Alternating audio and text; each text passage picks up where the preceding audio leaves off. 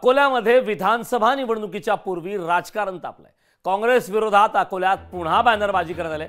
राष्ट्रीय ओबीसी महासंघाकडून शहरात ठिकठिकाणी बॅनर लावण्यात आले। या बॅनरमधून 2023 मध्ये ओडिशातील जात सर्वेक्षणाला विरोध का केला? बॅनरमधून ओबीसी महासंघाच्या माध्यमातून हा सवाल उपस्थित करण्यात आला।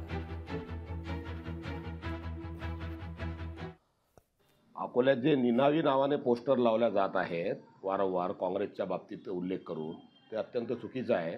आम्हाला कळलं आहे ते कोण लावत आहे म्हणून, पण आम्ही त्यांना ताकीद दिली आहे तशी, आणि त्यांनी त्यांची चूक म्हणजे दुरुस्त करण्याचं सांगितलं आहे। त्यामुळे ते प्रकरण थांबलं आहे।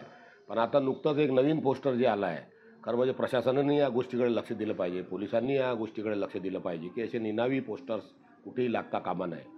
ओबीसीचा विषय घेऊन जे पोस्टर लागलं आहे, माननीय नेते राहुल गांधी यांनी आमची सरकार जर आली, महाराष्ट्रात येऊ की देशात येऊ, आम्ही ओबीसीची जनगणना करू, म्हणूनच काही लोकांच्या मनात ते खतखत आहे की जनगणना जर झाली तर हा ओबीसी वर्ग पूर्ण काँग्रेसच्या पाठीशी उभा राहील, आणि म्हणून ही पोस्टरबाजी करते।